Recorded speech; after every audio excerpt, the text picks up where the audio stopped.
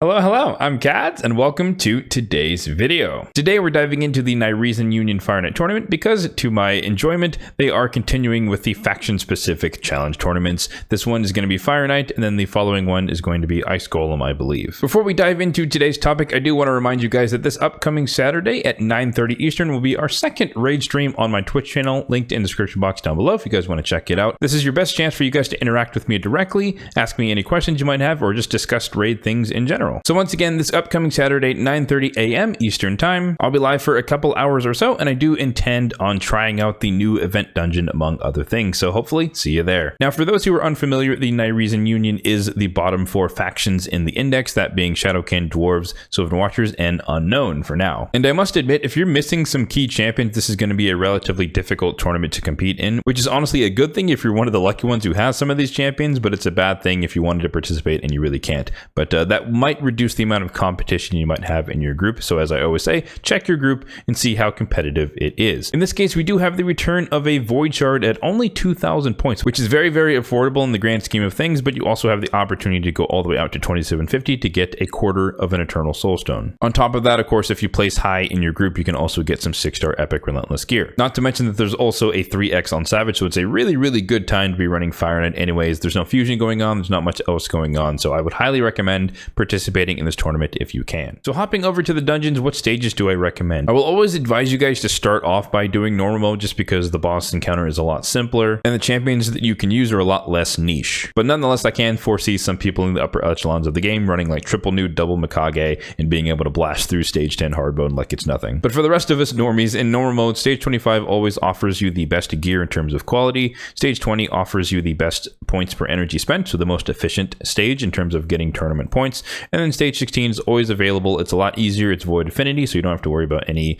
affinity matchups that we'll kind of hint at a bit later, and you still maintain your chance to get 6-star gear. So today I have a couple of teams prepared for you guys, one for stage 20 and one for stage 25. The stage 25 team is the one that I will be running, so it's going to be a little bit more endgame focused, but we created the stage 20 team to kind of represent someone who's maybe a bit more unlucky and you don't have some of the legendaries that might help you in this fight in particular, by focusing on mostly epics and a previous fusion champion, that being Aostra Dreamsong. So for the stage 20 composition, we have Rella in there as our primary boss debuffer with a decreased defense, weaken, and decreased speed, so she can slow down the boss, but she also has turn meter control on her A1, which is very handy, and in fact, it's very imperative to the success of the run. We have Genbo, who's just a nuker in this case, helping us clear the waves. We have Daithi, who's a primary wave debuffer with the AoE decreased defense. We have Fenchi, who is also helping reduce the turn meter on the boss. He also has decreased speed on the A1, so a little bit of redundancy between the two of them, but primarily his A2 is kind of like an Allure-ish ability, not exactly the same, not as powerful, but it still has a chance to reduce turn meter on a 2-turn cooldown.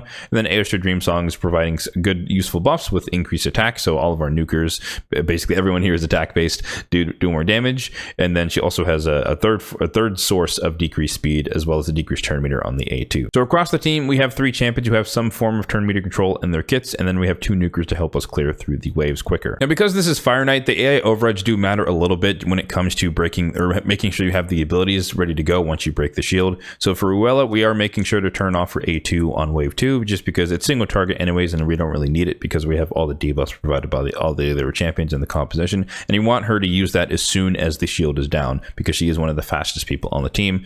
On the boss phase, we want her to open with the A1 in order to help us break the shield, and then we want her to focus on the A2, and I turned off the A3 just because I want her to use her A1 as much as possible to also passively or to actively reduce the turn meter a little bit. For Fenchi, we're following a similar train of thought. We turn off the A2, which is his turn meter control ability, on wave 2, just so it's up and ready to go after he opens with the A1 to break the shield on the first hit of round 1 or round 3, and then we focus on the A2 whenever we can, because again, it's on a 2-turn cooldown when booked. Genbo is more or less allowed to do whatever he wants to do, but I'm just telling him to buff himself before he does the AoE attack, just so he has the full crit rate. But when it comes to the boss stage, just in case the shield happens to come back up, we get bad RNG, a 3% resist and whatnot. We don't really need him to use the A2. It has the same multipliers as the A1, which is a double hitter, and so I just want him to use the A1 whenever he can. Aostra is basically allowed to do whatever she needs to do, and then we just have her open with the A1 into the shield when we get to wave 3, and then she can focus on her abilities as normal. And then Daithi, same thing. We're having him open with the A1 when we get to the boss, and he's basically allowed to do whatever he wants. And all this stuff, this is like little optimizations just to make sure that the team runs as smooth as possible through the waves, but it's not necessarily mandatory that you limit his abilities as such. So let's go ahead and see this team in action. So we have, no Newt, no crazy champions, no crazy legendaries, no crazy nukers. We have a bunch of epics and then a fusion champion. So I would definitely say this is probably the most accessible version that I could come up with outside of using like a Geomancer type composition, because obviously he does have like full turn meter steal in his ability. So we basically blitz through wave 1 with Genbo doing massive amounts of damage just because he's a very powerful nuker, at least on my account, the way I have him built. The only risk from this composition is that we don't really have any support or like control, so to speak. So the enemy is going to get turns, and the only thing we have to watch out for is that guy right there. Ouch. But generally speaking, at least for anyone who's Spirit Affinity, they can't be crit. I mean, I guess it's Errol, so he has the higher chance to crit, so maybe he still can crit. So, but overall, we're tanky enough to not die from him if and when he gets a turn, so it's not the end of the world if it does happen. So there we go. All the A1s break the shield, and then we're basically ready to go. We have the debuffs on there, decrease speed most importantly. He might actually get a turn just because Airstrid didn't have her abilities ready, unless Fenchi. Okay, we got lucky there. All 3 procs from Fenchi hit, so we're basically in control now. Airstrid's going, Ruella's going, and then Fenchi will cycle back on his 2-turn cooldown. We're ready to go. So there we go. If we had gotten 3% or just the chance to not actually reduce turn meter on Fenchi's triple hitter there, then he might have put the shield back up, but it wouldn't have been the end of the world, just because again we're tanky enough to be able to take 1 hit from the boss, and Aostrid Dreamsong with her passive is actually providing a decent amount of healing. Granted, I guess it's a small amount of healing when Ruella is the one who activates it with her A1, but it's a big amount of healing when Aostrid activates it with her A3. So there you go, just under 2 minutes for this run, mostly epics and 1 fusion champion. If you most certainly wanted to make this run a lot safer, if you're worried about dying on wave 2, then I would just drop Genbo, because his only purpose is to be a nuker for the waves, and across the other champions in this composition, they are built to do damage, so they can kind of compensate for that. It would just be slower, but it would be a little bit safer, and I would probably put in like Rock Breaker or something, AoE provoke, just to make sure Errol doesn't actually kill anyone on wave 2. Now for the more endgame variation, we are bringing in some more of the heavy hitters in this case. So we have Lady Mikage. Ally attack is a great way to break the shield, so if you have her, you can most certainly use her on stage 20 or on stage 25. Ruella is staying on the team because she is our only source of decreased speed, and she's very reliable in placing it with the triple hitter, 75% chance across all the debuffs. Herndig, wave DPS, love him, one of my favorite fusion champions of all time. Ninja is a boss DPS as well as a little bit of CC with the AoE freeze for the waves, and then Newt is of course Newt, big DPS for the boss, but also turn meter control on the A1. So let's go ahead and see this team in action as well. It is worth noting here that Lady Mikage is negative affinity, but again, her primary role is to use the ally attack, so it's not that big of a deal in this particular case. Also, her A1 will always bring in Ninja, which is kind of fun as far as dealing extra damage. So we're not really too worried about these waves because we do have, again, Ninja, who's doing dual purpose as our boss DPS as well as our CC for the waves, so we don't have to worry about any of the waves doing anything. Of course, 3% resist can happen. In terms of AI overrides, there's nothing crazy going on here, but we do have like open or don't use on Ninja's freeze, just so he has it available for wave 2. And then I think I have like open or don't use on Herndig's decreased defense for wave 1 and going into wave 2, so he has that ready. But that's relatively minor. Most of the champions here are allowed to do whatever they need to do across the waves. And then of course, when we get to the boss phase, then everyone opens with their A1, and of course Lady Mikage opens with the ally attack. I guess it's worth noting that the ally attack for Lady Mikage is turned off on wave 2, so she doesn't waste it, and it's ready to go when we get to wave 3. So there you go, just under a minute to get through wave 1, so a lot slower than stage 20. Of course, these waves have a lot more health, but also we're freezing them with Ninja, which means they take a little bit less physical damage, but nonetheless we can smash through them eventually. So I think it takes around 2 minutes or so to get to the boss, and then we spend about 60 to 90 seconds depending on the turns of Newt and other people, or I guess the extra turns on Ninja because he's in Relentless. But yeah, somewhere between a minute and 90 seconds on the boss, and we'll see that when we get there. So Vrasks here might get a turn. I guess we didn't get lucky with a couple of Relentless procs on Ninja getting back to the freeze when we needed it, but it's not the end of the world. They're not really going to kill anyone crazy here. He does do a lot of damage because he's HP based, but again, it's not really the end of the world. So I think the freeze just wore off because we don't have like decreased speed or anything on them in particular, because just like with the other team, we're making sure that Ruella has her A2 available once we get to wave 3, so we just turned off for wave 2. So basically the same presets or the same AI overrides for her. So just over 2 minutes, a bit slower there in that particular case, but now we start off with the ally attack from Lady Mikage, break the shield, and then we get all the way down to 3 hits. And so basically Ninja does that, Herndig does an A1, and then Ruella is ready to break the shield by placing all of the debuffs, and then Newt goes in with the opener of the A1 as well, just to start off by reducing the turn meter. So, and from then, basically, the fight's over. Boss is never going to get a turn. Ruella's going to do her A1 just like before. Newt's going to do his A1 whenever he has it, and then he's obviously going to use Blessed Bash whenever he has that. And so, also, I guess I should mention Herndig does have turn meter reduction there on the A3, so whenever he starts to get his thing going as well, we have more turn meter suppression. So 2 champions with turn meter control on their A1, and then Herndig also has it on his A3. So essentially, once the shield's down, it's not coming back up once we start to lap the boss. And then one more bash. There we go. 1 bash to end it off. So yeah, there you go. Just over 3 minutes for this variation of the team. Again, more endgame focus, but technically speaking, Herndig was a fusion, but you'd have to have been playing for a long, long time. Ninja is a free promotion going on right now, I think still. Newt, also a fusion. Lady Mikage, fusion, technically speaking, in the game. And then Ruel is an epic. So it's endgame, but it's probably still accessible if you happen to have some combination of these champions. Now, as always, let's run through the builds on these champions for transparency. But take note that you do not have to copy any of these builds, and they are not imperative for the success of any of the runs showcased today. So starting off, Mist-Rider Dahi, I believe is the way you say it, or the Irish pronunciation. But interesting build here. We have a couple of like one-piece things here and there. One piece of Supersonic, one piece of Stone Skin, but those are kind of just filler. He's really just in a speed set, and then a one-piece protection by happenstance. So really just a speed set. He doesn't really need that much accuracy because he gives himself increased accuracy, but then on the side built him with a decent amount just in case he goes into a wave and he doesn't have the buff to put on himself. So for his total stats, 35,000 on the HP, 4,500 on the attack, 2,400 on the defense, 240 on the speed, full crit rate 216 on the crit damage, and 325 on the accuracy. For the blessing, we have cruelty. Of course, for anyone who's been watching my channel for a while, you know that I love to put cruelty on anyone who already does AoE decreased defense, just so they do their job a little bit better. And then for the masteries, they are unfinished because I don't really use them on any of my core teams outside of faction wars per se, and so he just hasn't really needed to have masteries. So if I had the say, I'd probably go standard debuffer style masteries, offense tree hug the left hand side, come down to War Master, support tree hug the right hand side, come down to Sniper, Master Hexer. Maybe not Sniper, I don't think he needs that, but maybe that would help the A1, right? Chance to remove a buff. So yeah, maybe Sniper, Master Hexer. But for me, in my case, I don't really have a need to do that, at least in the near term, so I haven't done it yet. Genbo the Dishonored, who is in my arena build, he's in Cruel,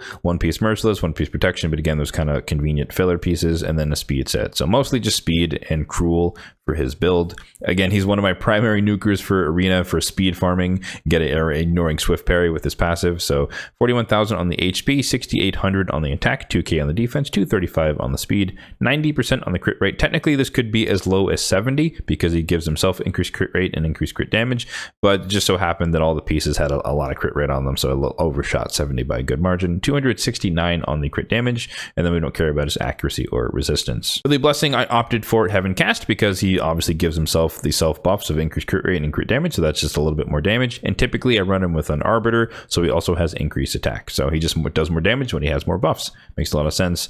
And then the masteries, as you might guess, he's built like a nuker, so he has the standard or fairly standard nuking masteries, hugging the top row here and hugging the right side here. I did go with Opportunist because I typically run him with a CC champion, and again for my cleave team in the arena, but ultimately ending of course on Helm Smasher to make him ignore a little bit more, or have a chance to ignore a little bit more defense. And then we're coming down the defense tree in a pretty standard way to end on Retribution. So if he happens to survive a hit because he's relatively squishy, there's a chance he can counterattack and steal the increased attack or just deal more damage. Next up, we have Fenshi, one of my favorite and probably most underrated epics in the game, who's a Fire Knight beast, but he really doesn't get to see that much light today because he's outshined by Allure in a lot of cases, even on negative affinity matchups. But I digress. Speed and Perception is what he's in, so nothing fancy once again. And note as we go through the stats, his crit damage gauntlets and crit damage amulet are not maxed out, so his crit damage is a lot lower than it should be. Again, he's not an important champion on my account. He's kind of just a filler niche type thing, and so I just haven't felt the need to max out his gear just yet. 43k on the HP, 5.3k on the attack, 2500 on the defense, 236 on the speed, full crit rate 159, a lot lower than it should be, crit damage, and then accuracy 285. I was kind of aiming for 300, but he was a little bit shy, but it's not the end of the world. For the blessing, I opted for Phantom Touch because typically when I use him, it's in the Curse City or champion or challenge tournaments like this one where I have to run him against Fire Knight, and so he has a bunch of multi-hitters, and so Phantom Touch is an extra hit onto the shield. And the mastery is just like Mr. Rider Dahi. He does not have them. He's not a core champion on my account, and so I just didn't feel the need. I just made sure to get the crit rate buff just to make sure he's full crit rate. If I were to do them, I'd probably once again go for the standard debuff for masteries, except that we'd pivot down to Giant Slayer because he has all multi-hitters in his kit, and then the support tree, same thing, come down the right-hand side, Sniper and Master Hexer. Rounding out the epics, we have Ruella, who's just in Perception. You can definitely tell who are the unimportant champions on my account when they basically just have Perception and a bunch of filler gear, but I digress. So her total stats are as follows: 47k on the HP, 3.1k on the attack, 1700 on the defense, 258 on the speed, full crit rate, 162 on the crit damage. Note, her gloves are not maxed. I think they're level 8 or something. And then accuracy is 271, which is enough for like stage 25 dungeons and whatnot. Same thing, or same logic as Fenshi on the blessing, Phantom Touch. Typically, if I have to use her, I use her against Fire Knight in the Curse City or in niche tournaments like this one. So extra hits means extra chances to knock down the shield. Same thing. No masteries because she's not a core champion on my account. I know a lot of people swear by Ruella and she's a really, really excellent champion, but for my particular account, I just don't have a need of her services. And if I had to do them, her masteries would be basically the same as Fenshi's. Left-hand side of the offense tree come down to Giant Slayer because the triple hitter on the A1 and the A2, and then the right-hand side of the support tree coming down to Sniper, Master Hexer, etc. You guys know the drill. Next up, we have Aosta Dream Song in a curse set specifically built for Hydra, but doing dual purpose in this particular niche situation. 63k on the HP, 3500 or 3400 on the attack, 3000 on the defense, 258 on the speed. She is built for a little bit of damage because her multipliers are relatively high, but full crit rate 191 on the crit damage, and then 435 on the accuracy. Again, she is built for Hydra, specifically brutal tier clan boss, and so she does have to have a heightened level of accuracy for that. Granted, she's a bit overkill, but my cursed gear is far and few in between, and the pieces I have are relatively good. For the blessing, I went for Brimstone just for the Hydra application. It does a decent amount of damage when the stars align and actually procs, but I could see an argument also for getting cruelty, but I happen to have that on someone else on the team, so I opted for Brimstone just to make sure I have that on the team as well. For her masteries, fairly standard debuffer side on the offense tree, hugging the left-hand side, coming down and ending on War Master, and the support tree, we start off on the left-hand side, getting a bunch of the healing masteries to boost to the healing on her passive, and then we make a hard pivot all the way back to the right-hand side to get to Sniper and Master Hexer. Newt is next, who is in my super niche build for Scarab King, that being the Destroy set as well as Perception. So in my weird and unique case, he's predominantly just a Scarab King champion, but I digress. HP is 47,000, defense is 4,700, speed 251, full crit rate 236 on the crit damage, and then almost 400 on the accuracy. For the blessing, I opted for Soul Reap just because I do primarily use him in PvE forms, and so he has the chance to just finish off bosses, particularly Fire Knight. Hard mode stage 6 is where that usually comes into play to finish off the boss when Blessed Batch just isn't quite enough some of the times. For the masteries, we're coming down a lot of the offense tree, hugging mostly the left-hand side, picking up, I guess, a life drinker along the way just to heal him a little bit more, but the A3 usually does most of the healing regardless, but we're ending on Giant Slayer, of course, because he has triple hitter on the A1, and then a little bit of the support tree. I ended up not going for Master Hexer and Sniper on him just because I typically don't use his A2, and it's not really that big of a concern to have the weak and extended for the rare cases where I actually use the A2. Next up, we have my ninja build in the old school Relentless and Perception build. His total stats are as follows: 43,000 on the HP, 4,600 on the attack, 1,800 on the defense, 237 on the speed, full crit rate 238 on the crit damage, and 323 on the accuracy. I did tweak his build slightly from one of my more recent videos to have him have a little bit more attack and a little bit less survivability, but yeah, that's not too crucial for the success of the runs. For the blessing, 1 star, just went with Brimstone. I typically use him exclusively in PvE, not PvP applications, So Brimstone on the bosses just does a little bit more damage when it procs. For the masteries, we opted for the pretty standard debuffer set of masteries once again, coming down the left-hand side, ending on War Master, but notably I did pivot to pick up Cycle of Violence in case he happens to do enough damage to reduce the cooldown of his abilities. And then the support tree, we're coming down what's left and ending on Sniper, Master Hexer, so fairly, again, standard debuffer masteries. Next up, we have Herndog, one of my favorite champions, if not my most favorite champion in the game. Double Cruel and Perception is his build. Beast for the Dark Phase for his primary use case. 38,000 on the HP, almost 6k on the attack, 2100 on the defense, 255 on the speed, full crit rate, 243 on the crit damage, and 371 on the accuracy. For the Blessing, I'm just holding out with Crushing Rend in hopes that I get him 5-star or 6-star one day just by getting lucky from Soulstones. But yeah, that'd be nice to get, ignore more defense and PvE encounters. For the masteries, I do have him in a nuking type build, so coming down the offense tree, picking up a lot of the first hit, more damage type masteries, and then ultimately ending on Helm Smasher to ignore or potentially ignore more defense, but also coming down the support tree, picking up some of the accuracy stuff, or some of the turn meter stuff, stat boosting, and then ultimately ending on Master Hexer to extend the duration of all of his debuffs. We don't need Sniper because everything he can do is 100% chance to do it. And lastly, we have my Lady Mikage, who is built for the arena and double speed and perception. 34,000 on the HP, 4,100 on the defense, 357 on the speed, so super fast, one of the fastest champion actually on my account currently, and then 562 on the accuracy, notably in double reaction. Super fun. For the Blessing, I opted for temporal change because, like I said, this is an arena build, so she's built fast, so she has a chance to cut in, and so she can swap forms and come in and stun everyone after they Siphi boost their team or an Arbiter boost their team, stuff like that. So that's kind of where her niche is on my account. And her masteries support that endeavor, coming down the support tree, picking up everything accuracy along the way to Eagle Eye through Master Hexer. And then the defense tree, this is the anti-Siphi type mastery build where we're going with Wisdom of Battle in case so we don't get permaslept by a Siphi in case we have to go against her in live arena, for example. Harvest Despair because we do have a stun, chance to get the leech, granted higher chance to get polymorph if that's the case. And then Retribution, again, alt form, a chance to counterattack and sleep whoever hit her. And then Cycle of Revenge to get a little bit of turn meter if anyone's hit with a critical hit. And now for everyone's favorite part that's never too long and is not good for viewer retention, that being substitutions. Now, Fire Knight has always been one of the most difficult dungeons because you do need a good mix of abilities. You need multi-hitter abilities to help to ensure that you can break the shield, but you also need turn meter control when it comes to normal mode. And then if you wanted to do hard mode, you need a lot of freeze champions. But we're not going to be discussing that variation in this video today. So for starters, let's talk about some of the turn meter control champions that you could use. We already talked about Herndog on his A3 with the full turn meter depletion, Newt on the A1 with his turn meter control. Technically, Akrizi has it on her, I think, A3.